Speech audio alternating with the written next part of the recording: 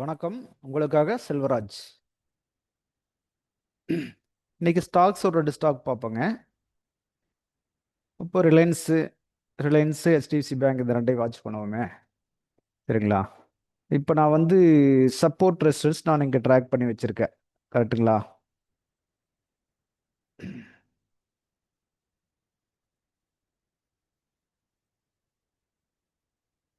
Support resistance போட்டு வச்சிருக்கேன்.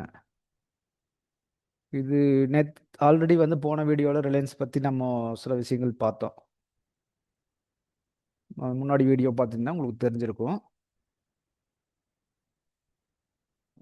பார்த்தீங்கன்னா நெப்டிக்கு எப்படி பார்த்தோம்லோ அப்படித்தான் வந்து இதுக்கு சப்போர்ட் ரெசிஸ்டன்ஸ் நம்ம ட்ராக் பண்ணி வச்சுருந்தோம். எல்லாத்துக்கும் ஒன்று தான். இப்போ உங்களுக்கு வந்து இந்தியன் மார்க்கெட்டும் இல்லை, ஃபாரெக்ஸு அண்டு கிரிப்டோ கரன்சி எந்த மார்க்கெட் எடுத்தாலும் இந்த சார்ட்டு தாங்க. சார்ட்டை படிச்சுட்டோம்னா போதுங்க, எது வேணாலும் பண்ண முடியுங்க. சரிங்களா? இப்போ நேற்று வெள்ளிக்கிழமை அன்னைக்கு வந்து பார்த்தீங்கன்னா மார்க்கெட் இங்கே முடிஞ்சிருக்குது ரிலையன்ஸ். ஓகேங்களா? இங்கே முடிஞ்சிருக்குது அப்படிங்கும்போது நம்ம அப்போ என்ன பண்ணுவோம், ஆல்ரெடி மேலே இருக்கக்கூடிய ரெசிஸ்டன்ஸ் லைனை நம்ம வாட்ச் பண்ணி போட்டு வச்சுருக்கோம். கீழே வந்து ஒரு சப்போர்ட் போட்டிருக்கோம். சரிங்களா? இது எப்படி எடுத்திருக்க அப்படின்னு பார்த்தீங்கன்னா, இதோ பாருங்க, முன்னாடி இருந்த இங்கே ஒரு டச் இங்கிருந்து கீழே இறங்கி இருக்குது, இங்கிருந்து ரிஜெக்ட் ஆயிருக்குது, இங்கிருந்து ரிஜெக்ட் ஆகுது. அப்போ இந்த பாயிண்ட்டை நம்ம ஒரு ரெசிஸ்டன்ஸை கிரியேட் பண்ணிட்டோம். கீழே வந்து பார்த்தீங்கன்னா சப்போர்ட் அப்படின்னு எடுத்துட்டிங்கன்னா இதை பாருங்க, இந்த இந்த கனெக்ட் இங்கிருந்து கீழே இறங்கி இருக்குது, இங்கிருந்து கீழே இறங்கி இருக்குது, இங்கே டச் நியர்பை தொட்டு தொடாமல் போயிருக்குது, இங்கே இங்கே சப்போர்ட்டாக எடுத்திருக்குது, இங்கே அகைன் ரெசிஸ்டன்ஸாக யூஸ் பண்ணியிருக்குது. பாருங்கள் எத்தனை மல்டிபிள் ரெசிஸ்டன்ஸ் ஆயிருக்குன்னு. அப்போ இது ஒரு மல்டி கனெக்ட் ஆயிருக்கு இந்த இடத்துல. அப்போ இந்த இடத்த ஒரு நம்ம நல்லா சப்போர்ட்டாக வச்சுட்டோம். மேலே அதே மாதிரி ரெசிஸ்டன்ஸ் போட்டோம். அதுக்கு மேலே ஒரு லைன் இருக்குது பார்த்தீங்களா? இந்த லைன் என்ன அப்படின்னு கேட்டிங்கன்னா, அது முன்னாடி இருக்கக்கூடியது ஒரு ரெசிஸ்டன்ஸ் ஏரியா. அது முன்னாடி எங்கே இருக்குது? முன்னாடி ரொம்ப தூரத்தில் எங்கேயோ இருக்க மாட்டேங்குதோ, இங்கே இருக்குது. சரிங்களா? அதாவது லைஃப் டைம் ஐன்னு நினைக்கிறது. டே கேனில் பார்த்தா அது லைஃப் டைம் ஐ தான். சரிங்களா? இந்த லைஃப் டைம் ஐயை நம்ம மார்க் பண்ணியிருக்கோம். லைஃப் டைம் ஐ இது வந்து செல்லர் ஜோன் அப்படிங்கிறோம். இதுக்கு மேலே வந்து பார்த்தீங்கன்னா அந்த ஜோனோட ஹை அதுக்கு ஒரு மார்க் பண்ணுறோன்னு வச்சுக்கோங்களேன். இப்போ ஜோனோட ஹைனா இதுதான் ஹையாக இருக்குது, இதுதான் லைஃப் டைம் ஹை. சரிங்களா? நேற்று போன வீடியோவில் வந்து கோல்டுக்கு போட்டிருந்தோம் லைஃப் டைம் ஹை அப்படின்னு போட்டிருந்தோம். ரைட்டுங்களா? அதே மாதிரி இதுக்கும் வந்து லைஃப் டைம் ஐயை மார்க் பண்ணிப்போம். கோல்டுக்கும் போட்டிருக்கோம், இப்போ இதுக்கும் போட்டிருக்கோம் லைஃப் டைம் ஐ. அது ஜோன், ரெசிஸ்டன்ஸ் ஜோன். இப்போ பார்த்தீங்கன்னா அது லைஃப் டைம் ஐயா இருக்குது. ரெசிஸ்டன்ஸ் ஜோன் வந்து 1 ஹவரோட ரெசிஸ்டன்ஸ் ஜோனையும் நம்ம போட்டிருக்கோம். ஓகேங்களா? இது 1 ஹவர் மார்க் பண்ணிட்டோம்னா கொஞ்சம் ஈஸியாக ஐடென்டிஃபை ஆகிக்கும். 1 ஹவரோட ரெசிஸ்டன்ஸ் ஜோன், சப்போர்ட் ஜோன். போன வீடியோவில் பார்த்தது வந்து பார்த்தீங்கன்னா இங்கே மார்க்கெட் முடிஞ்சிருக்குதுன்னு பார்த்தோம். அடுத்து என்ன நடக்கும் அப்படின்னு சொல்லி அன்னைக்கு பார்த்தோம். கரெக்டுங்களா?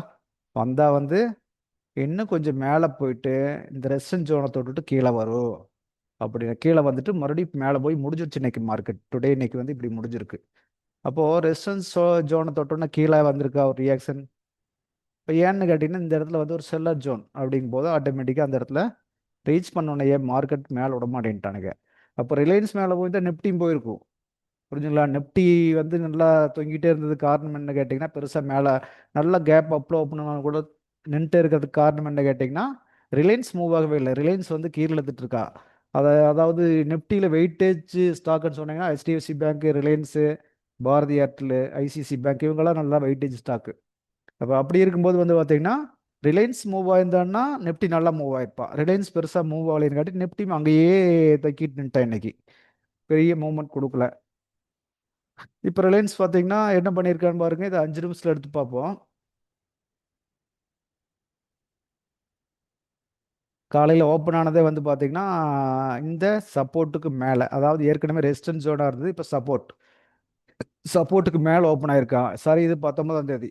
வெரி சாரி, இது வந்து 19ஆம் தேதி, அதாவது வெள்ளிக்கிழமைக்கே மேலே கொண்டு போய் இது வரைக்கும் போய் நிறுத்தி வச்சிருக்கான்.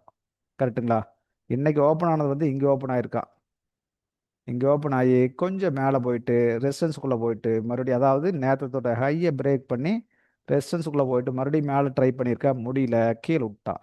கீழோட்டம் பாருங்க இப்படியே வந்து மறுபடியும் கீழே வந்துட்டு மறுபடியும் போய் கீழே வந்து மறுபடியும் மேலே போயிட்டான். சரிங்களா? இது என்ன தெரியுது அப்படின்னு கேட்டிங்கன்னா, இங்கே இந்த சப்போர்ட் ஒன்று பாருங்க. இந்த இந்த ஜோனோட சப்போர்ட் எடுத்துட்டிங்கன்னா பாருங்க, இங்கிருந்து இந்த ஜோன் அப்படியே வச்சுக்கோங்க. அந்த ஜோனை தான் மறுபடியும் வந்து ஒரு சப்போர்ட் எடுத்திருக்கான். அப்போ மார்க்கெட் வந்து ஒரு நல்ல பை ட்ரெண்டில் இருந்தங்காட்டி அப்போ சப்போர்ட் தான் எடுத்துகிட்டு போயிருக்கான் மேலே. அப்போ ஒரு நல்ல பை ட்ரெண்ட் இருக்கும்போது நம்ம செல்லுக்கு மூவ் பண்ணலாமான்னா அந்த இடத்துல ரிஸ்க்கு. புரிஞ்சுங்களா? இப்போ அன்னையும் தான் இந்த இடத்துல கீழே வந்திருக்கா. ஒரு 10 பாயிண்ட் பிடிச்சிருக்க முடியும், இல்லைன்னு சொல்ல முடியாது, பிடிச்சிருக்க முடியும். இப்போ என்ன ட்ரெண்டில் இருக்கான்னா அது கூட போனால் தான் நம்மளுக்கு கரெக்டாக இருக்கும். அதை பார்த்துக்குங்க. சரிங்களா? இப்போ என்ன ட்ரெண்டில் மூவ் ஆகுறோம் நம்ம மார்க்கெட்டு, அதையே அது கூட இருந்து பழகிக்கங்க. இப்போ இந்த இடத்துல மேலே போனாலும் மார்க்கெட் மேலே போனாலும், ஏன்னா இது ஒரு நல்ல புல்லிஷ் மூமெண்ட்டு, நல்ல ஒரு வால்யூம் கேண்டில். போயிட்டு கீழே வந்து நேற்றே வந்து பார்த்தீங்கன்னா என்ன பண்ணியிருக்கான், இந்த லோவுக்கே வர முடியல. கவனிச்சு பாருங்க, இந்த லோவுக்கே வர முடியல. இன்னைக்கு அந்த ஹையும் பிரேக் பண்ணவன் கொஞ்சம் மேலே போய் போட்டு அகைன் கீழே வந்திருக்கான். கீழே வந்து வெங்க அதே சப்போர்ட். புரிஞ்சுங்களா? இந்த இடத்துல சப்போர்ட் எடுத்துட்டு மறுபடியும் மேலே போயிட்டேன். மேலே போய் இன்னைக்கு என்ன பண்ணிக்கிறேன், கடைசியில் today haiku nearby break R nearby போயிட்டு நின்றுருக்கான். சரிங்களா? அப்போ ஒரு பை ட்ரெண்டில் பைக்கு மட்டுமே மூவ் பண்ணலாம். அந்த இடத்துல செல்லுக்கு பெருசாக ரிஸ்க் எடுக்க வேண்டாம்னு சொல்ல வர்றேன். இது ஒரு ரெசிஸ்டன்ஸ் ஏரியா இருக்குது. இங்கே வந்தானே ஒரு சப்போர்ட்டாக கிரியேட் ஆச்சுன்னா சப்போர்ட்டில் திரும்பினான்னா ஆட்டோமேட்டிக்காக ரெசிஸ்டன்ஸுக்குள்ளே மறுபடியும் போவான். அதுதான் பண்ணியிருக்கான். இங்கே பை எடுத்திருந்தாலும் எடுத்துருக்கலாம், இங்கே எடுத்திருந்தாலும் எடுத்துருக்கலாம். எடுத்தோம்னாலும் மறுபடியும் பார்த்தீங்கன்னா அந்த ஜோனுக்குள்ளேயே போய் முடிச்சிருக்கான். இது ஆப்ஷன் போயிருந்தாலும் இதில் ஒரு பாருங்க 567லேருந்து 576 கிட்டத்தட்ட 8-9 ரூபா மேலே போயிருக்கு. ஆப்ஷனில் ஒரு 5 ரூபா மேலே போயிருப்பா. கரெக்டுங்களா? இன்னைக்கு தேதி 22. ஆப்ஷன் எக்ஸ்பைரி வந்து இந்த மந்த் எண்டு 30ஆம் தேதி நினைக்கிறேன். டியூஸ்டே 30ஆம் தேதி, டிசம்பர் 30ஆம் தேதி. அப்போ ஆப்ஷன்லேயே வந்து பார்த்தீங்கன்னா ஒரு 5 ரூபா மூவ் ஆகிறதுக்கு நிறைய பாசிபிலிட்டி இருக்குது. ஆப்ஷனில் எவ்வளோ போயிருப்பான், இந்த டைம் எடுத்துக்கலாம், இங்கே வாங்கியிருப்போம் அல்லது இங்கே வாங்கியிருப்போம்னு வச்சுக்கோங்களேன். 12:45க்கு வாங்கியதுன்னா ஆப்ஷன் எங்கே போயிருப்பா அப்படின்னு செக் பண்ணால் தெரியும். ஒரே நிமிஷங்க, அதையும் கையோடு பார்த்துருவோம்ல.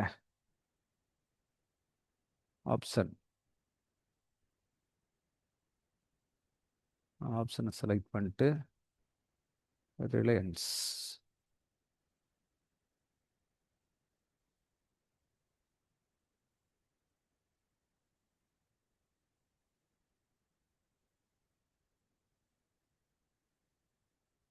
என்ன கால் 1595 இருக்குன்னா 1560 அந்த மாதிரி இந்த மணிக்கால் நம்ம சூஸ் பண்ணுறோம் வச்சுக்கோங்க.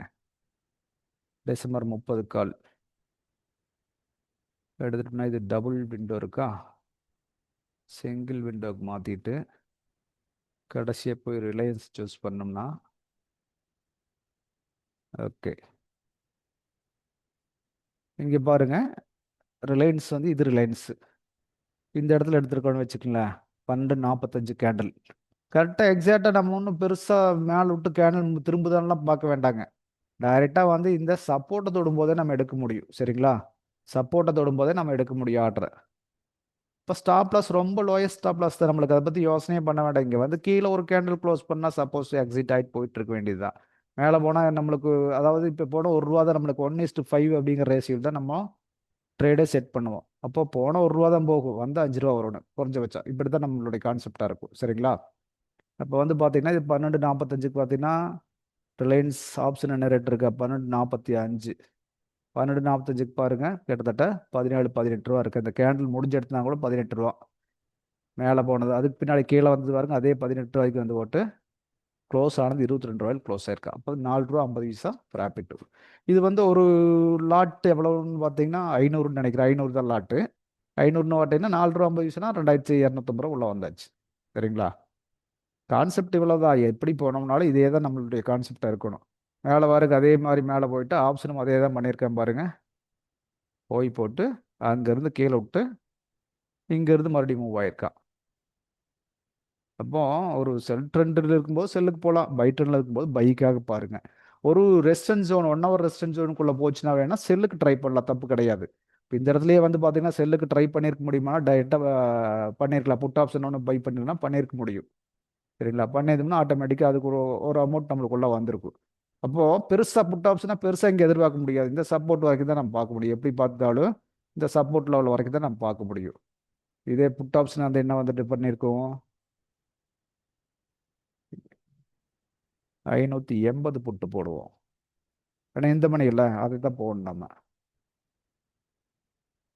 புட் ஆப்ஷன் இங்கே இந்த இடம் மூவ் ஆன இடம் கிட்டத்தட்ட இங்கேயே வச்சுக்கங்களேன். 11 அல்லது 10 ஏதோ ஒரு டைம் வச்சுப்போம். இது பாருங்க 10 மணி இந்த இடம். இந்த பிளேஸ் என்ன ரேட் இருக்கா? 14 ரூபா இருக்கா? போனது எத்தனை? 19 ரூபா போயிருக்கா. நம்ம பெருசாக வேண்டாம், ஒரு 2000 ரூபா எடுத்துகிட்டு வர முடியுமா? எடுத்துகிட்டு வந்துருக்க முடியும். பொட்டில் வந்து ஒரு 3 ரூபா 4 ரூபா ஒரு 1000 ரூபா 1500 ரூபா எடுத்துகிட்டு வரணும், எடுத்துகிட்டு வந்துருக்கலாம். இதுக்கு என்ன இன்வெஸ்ட் பண்ணிட்டு போகிறீங்க? 14 ரூபாய்க்கு பார்த்தீங்கன்னா 7000 ரூபாய் இன்வெஸ்ட் பண்ணியிருப்பீங்க. 7000 ரூபாய்க்கு 1000 ரூபாய்க்கு சாதாரணமாக வந்துடும். அப்போ கரெக்டாக அந்த ட்ரெண்டு தெரிஞ்சதுன்னா இதில் நம்ம போய் எடுக்க முடியும். சரிங்களா?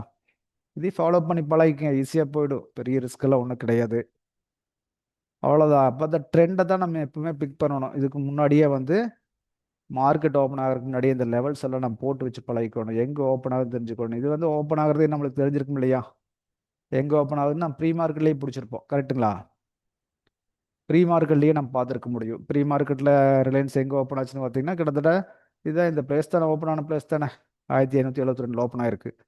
அப்போ வந்து பார்த்தீங்கன்னா நம்ம புட்டுக்கு வெயிட் பண்ணியிருக்கலாம். இது அதாவது ஜோனுக்குள்ளே போயிடுச்சு. சில சமயம் என்ன பண்ணுவா, ஜோனுக்குள்ளே போயிட்டு இப்படியே திரும்புது அப்படிங்கிறத ஒன்று.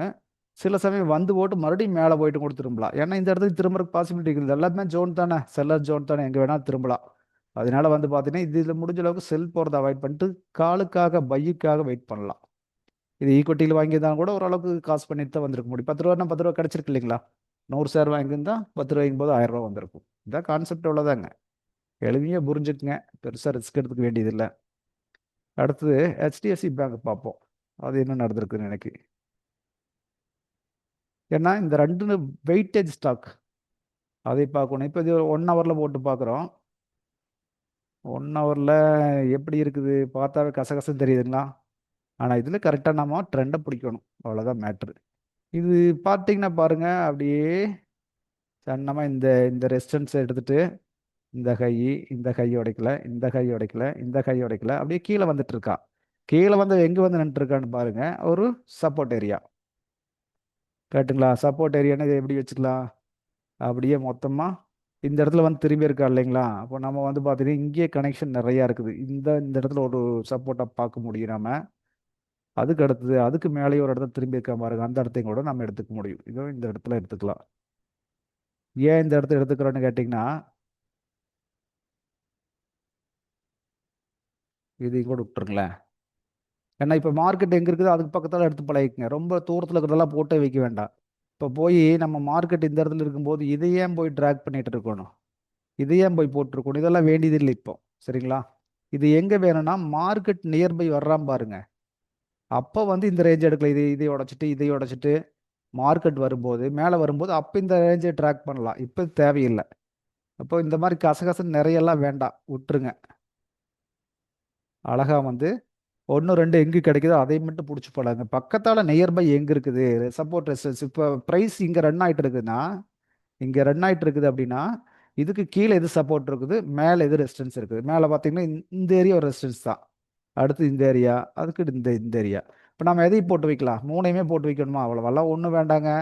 என்ன ப்ரைஸ் எங்கே இருக்குதோ அதுக்கு பக்கத்தில் இருக்கிறதை மட்டும் கையில் எடுத்துக்கங்க. இது பக்கத்தால இந்த பாயிண்ட் இருக்குது. சரிங்களா? இந்த பாயிண்ட் எடுத்து பழகி போகுது, இதுதான் ரெசிஸ்டன்ஸு அப்படின்னு வச்சுக்கோங்க. ரொம்ப டிஸ்டன்ஸாக போய் தூக்கியெல்லாம் வச்சுட்டு இருக்க வேண்டாம். இந்த ரெண்டு இந்த கசகசப்பெல்லாம் வச்சா போகுது. இப்போ 1 ஹவரில் நம்ம இருக்கோம். இப்போ 5 மினிட்ஸ்க்கு இப்படியே மாறுவோம். சப்போர்ட் ரெசிஸ்டன்ஸ் அங்கே இருக்குது. 5 மினிட்ஸ் என்ன நடந்திருக்குன்னு பாருங்கள். அது ஒரு ரெசிஸ்டன்ஸு, இது சப்போர்ட்டாக இருக்குது. நேற்றுலாம் பாருங்கள் இந்த சப்போர்ட்டில் தான் போய் அழகழகாக அங்கே முன்னாடி இந்த சப்போர்ட்டுக்காக இவன் வந்து இங்கே உள்ள வந்து ஓப்பன் ஆகி மேலே போயிருக்கான். அதுக்கு பின்னாடி இங்கேயே உள்ள வந்து போட்டு மறுபடியும் போயிருக்கான். இப்போ போகும் போது பாருங்க ஹை உடச்சிட்டான், ஹை ஈக்குவலாக வச்சுருக்கா. அதாவது 3 நாளாக 18 19 இந்த 2 நாளும் வந்து பார்த்தீங்கன்னா ஈக்குவல் இதை வச்சுருக்கா. இந்த இந்த இந்த ஹையை உடைக்காம நின்றுருக்கான். இன்னைக்கு என்ன பண்ணிக்கிறான், அந்த ஹொய்யை உடைச்சிட்டு பறந்துட்டான் மேலே. மேலே பறந்தவன் என்னன்னா இந்த இடத்துக்கு போயிருக்கணும். கரெக்டுங்களா? அங்கே போகல. இப்போ மார்க்கெட் என்ன பண்ணிக்கிறான், மேலே போயிட்டு அப்படியே கொஞ்சம் கொஞ்சமாக அரைச்சு கொண்டு வந்து இங்கே முடிச்சிருக்கான்.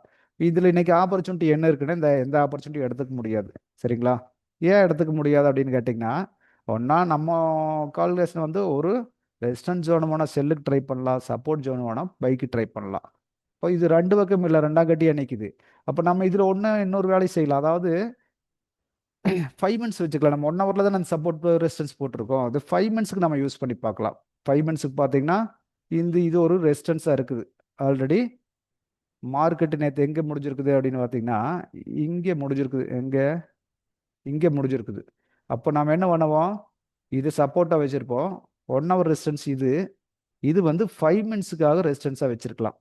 ஆனால் இன்னைக்கு 5 மினிட்ஸில் என்ன பண்ணியிருக்குது, இங்கே வந்து கொஞ்சம் ஏதோ ஒரு சின்ன மாதிரி ஜர்க் அடிச்சிருந்ததுன்னா நம்ம செல்லுக்கு ட்ரை பண்ணியிருக்கலாம். ஆனால் அவன் என்ன பண்ணியிருக்கான்னு பார்த்தீங்கன்னா ஒரே 5 மினிட்ஸில் மேலே கொண்டு போய் இங்கே நிறுத்தி வச்சுட்டான். இங்கே என்ன பண்ணுவீங்க, நீங்கள் ஒன்றும் பண்ண முடியாது. ஒன்றா ரெசிஸ்டன்ஸுக்குள்ளே போயிருந்தானா ஏதாச்சும் நம்ம ஒரு செல் பண்ணுறதுக்கு ட்ரை பண்ணி பார்த்துருக்கலாம். அதாவது ரிலையன்ஸில் இப்போ பார்த்தோம் இல்லைங்களா, அதில் ரெசிஸ்டன்ஸுக்குள்ளே போயிட்டு கீழே வந்துக்கா 10 ரூபா கொடுத்துட்டு அவன் திரும்பி மறுபடியும் மேலே போயிருக்கான்.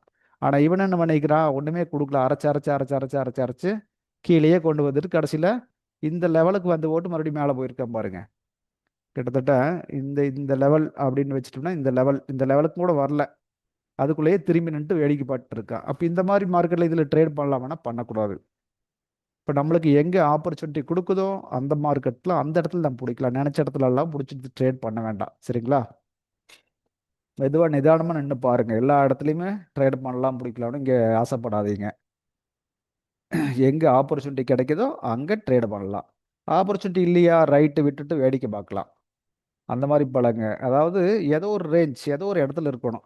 ஒன்றா இந்த இடத்துல இருக்கணும், இல்லாட்டி இந்த இடத்துல இருக்கணும். இப்போ இங்கே வந்து முந்தா நாள் பர்ச்சேஸ் பண்ணியிருக்க முடியும். ஏன்னா ஏற்கனவே இங்கே ஒரு சப்போர்ட்டு முன்னாடியேங்கிறத சப்போர்ட் லைன் தான் எடுத்திருக்கோம். அப்போ இந்த இடத்துல வரும்போது நம்ம ட்ரேட் எடுத்துருக்க முடியும்.